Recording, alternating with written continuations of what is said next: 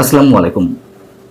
প্রিয় দর্শক, অনেক স্বাভাবিক সংবাদ নর্মাল নিউজ কখনো কখনো বেশ রহস্যের জন্ম দেয়।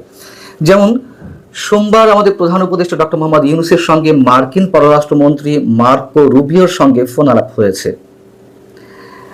এটা স্বাভাবিক বিষয়, এটি হতেই পারে, কিন্তু যখন এ ধরনের কোনো ঘটনায় যথেষ্ট অস্পষ্টতা থাকবে তখনই মানুষের মধ্যে নানান ধরনের প্রশ্ন জাগবে। প্রধান উপদেষ্টা দপ্তর থেকে যে তথ্য জানানো হয়েছে এ বিষয়ে তা একেবারেই ভাষা ভাষা, বরং মার্কিন পররাষ্ট্র দপ্তর তাদের ওয়েবসাইটে যে তথ্য জানিয়েছে তা তুলনামূলক বেশ কিছুটা পরিষ্কার।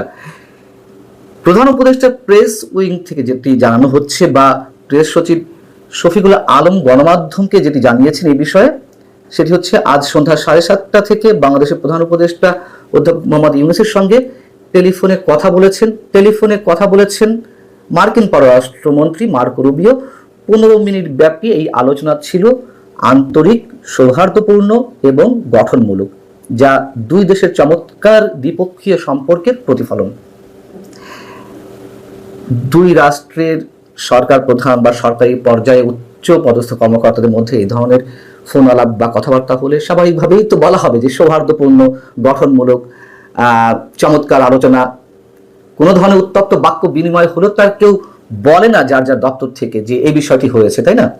আমি বলছি না এরকম কিছু হয়েছে, কিন্তু এই শব্দগুলো একেবারে অপ্রয়োজনীয়। কি বিষয়ে কথা হয়েছে, কোন সাবজেক্ট ধরে কথা হয়েছে, অন্তত সেটুকু জানালেও মানুষ বুঝতে পারতো যে কি বিষয়ে কথা হয়েছে এবং কে কাকে ফোন দিয়েছেন। মার্কো রুবিও আমাদের প্রধান উপদেষ্টাকে ফোন দিয়েছেন নাকি প্রধান উপদেষ্টা মার্কো রুবিওকে ফোন দিয়েছেন সেটিও স্পষ্ট নয়। তবে যেটি বলছিলাম যে মার্কিন পররাষ্ট্র দপ্তরের ওয়েবসাইটে যেটি উল্লেখ করা হয়েছে তাতে মোটামুটি বোঝা যায় যে মার্কো রুবিওই আমাদের প্রধান উপদেষ্টাকে ফোন দিয়েছেন।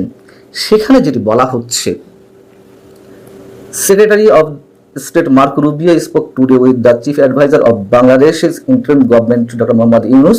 The Secretary and Chief Advisor affirmed their shared commitment to deepening economic ties between the United States and Bangladesh and to enhancing security and stability throughout the Indo-Pacific region. অর্থাৎ যুক্তরাষ্ট্র এবং বাংলাদেশের মধ্যে অর্থনৈতিক সম্পর্ক আরো গভীর করার বিষয়ে কথা হয়েছে এবং একই সঙ্গে ইন্দো প্যাসিফিক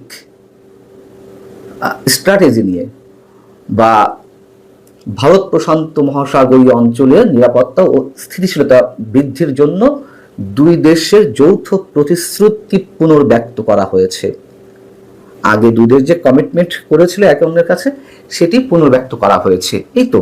এবং এটা থেকেও আমরা মোটামুটি বুঝতে পারি যে কি বিষয়ে কথা হয়েছে, কি ধরনের কথা হতে পারে, কি ধরনের প্রতিশ্রুতি নতুন করে দেওয়া হতে পারে একে অন্যের প্রতি, মোটামুটি ধারণা করা যেতে পারে। আর যেহেতু যুক্তরাষ্ট্রের বিষয়, সেহেতু এই বিষয়টি নিয়ে তো মানুষের বেশ আগ্রহ থাকারই কথা। তার কারণ আমরা জানি যে যুক্তরাষ্ট্রের সমর্থনের উপরেই ডক্টর ইউনূস সরকার টিকে আছে, অথবা প্রধান উপদেষ্টা ডক্টর মোহাম্মদ ইউনূস এখনো পর্যন্ত টিকে আছেন। যুক্তরাষ্ট্রের যে দুটি প্রধান এজেন্ডা এই মুহূর্তে, করিডোর এবং বন্দর পরিচালনার দায়িত্ব তাদের মনোনীত কোম্পানির কাছে তুলে দেওয়া। তো বন্দর পরিচালনার দায়িত্ব এর মধ্যে দেওয়া হচ্ছে ডিপি ওয়ার্ল্ডকে, দুবাই ভিত্তিক প্রতিষ্ঠান, কিন্তু তাদের সঙ্গে যুক্তরাষ্ট্রে একটা বোঝাপড়া আছে, তারা যে দেশে যায় সে দেশে মার্কিন স্বার্থ উদ্ধার করে, এগুলো পুরনো কথা। আর করিডোর ইস্যুতে তো আমরা স্পষ্ট বুঝতে পারছি যে তাদের মধ্যে কোনো কথা হয়েছে কিনা, তার কারণ এখানে ইন্দো প্যাসিফিক স্ট্র্যাটেজির কথা বলা হয়েছে, নিরাপত্তার কথা বলা হয়েছে। ইন্দো প্যাসিফিক স্ট্র্যাটেজি সে সম্পর্কে আমরা জানি, অনেক পুরনো আলোচনা। এই অঞ্চলে যুক্তরাষ্ট্র তার স্বার্থ উদ্ধার করতে চায় চীনের প্রভাব মোকাবেলার মাধ্যমে, এবং সেক্ষেত্রে অবশ্যই এই বিষয়টিতে ভারত জড়িত, একসাথে ভারতের সঙ্গেই কাজ করতে চায় বাংলাদেশকে নিয়ে। সেই জায়গা থেকে যুক্তরাষ্ট্রের আলাদা একটা এজেন্ডা আছে, তাদের বার্মা অ্যাক্ট, এ বিষয়ে কথা বলেছে অনেক, এবং সে তারই অংশ হিসেবে করিডোর ইস্যুটি আমাদের তুমুল আলোচনার বিষয়, এই মুহূর্তে তুমুল বিতর্কের বিষয়। যদিও সেটি এই মুহূর্তে ঝুলে আছে এবং দেশের এই মুহূর্তে প্রধানতম রাজনৈতিক দল বিএনপি তার দায়িত্বশীলতার জায়গা থেকে করিডোর এবং বন্দরের বিষয়ে তারা যথেষ্ট হুঁশিয়ারি উচ্চারণ করেছে এর আগে। বিরোধিতা করেছে, কিন্তু হঠাৎ লন্ডন বৈঠকের পরে বিএনপি রহস্যজনক কারণে এই দুটি জায়গাতেও তারা একেবারে নীরব হয়ে গেছে এবং পারতপক্ষে সরকারকে ব্ল্যাঙ্ক চেক দিয়ে দিচ্ছে, সরকারের সব ধরনের প্রশংসা করছে। যদিও চট্টগ্রাম বন্দর বিদেশি কোম্পানিকে দেওয়ার পরিকল্পনা, রাখাইনে কথিত মানবিক করিডোর চালুর ব্যবস্থা, কিংবা স্টারলিং, ইলন মাস্কের স্টারলিংকের মাধ্যমে সাম্রাজ্যবাদী চক্রের আগ্রাসনের প্রতিবাদে এই শিরোনামে বাম গণতান্ত্রিক জোট তারা রোড মার্চ করেছে। যদিও এই বিষয়ে আবার এরই মধ্যে নানান ধরনের গুঞ্জন রয়েছে, করিডোরের কাজ কতটুকু এগিয়েছে, কতটুকু এগোয়নি, বা কি হচ্ছে না হচ্ছে, নানান ধরনের গুঞ্জন শোনা যাচ্ছে। এবং এর বাইরে আর কি আলোচনা হতে পারে, মার্কিন স্টেট ডিপার্টমেন্ট তাদের ওয়েবসাইটে যেটি উল্লেখ করেছে, দুই দেশের অর্থনৈতিক ক্ষেত্রে সম্পর্ক আরো গভীর করা। এখন অর্থনৈতিক ক্ষেত্রে আমরা জানি একটি বিষয় ঝুলন্ত অবস্থায় রয়েছে।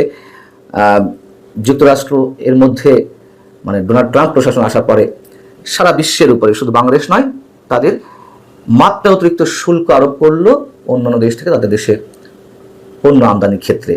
বাংলাদেশের ক্ষেত্রে 34%, আমার যদি ভুল না হয়ে থাকে, 34% শুল্ক আরোপ করেছিল এবং প্রধান উপদেষ্টার পক্ষ থেকে একটা চিঠি গিয়েছিল যে এই বিষয়টি 3 মাসের জন্য স্থগিত করার বিষয়টি।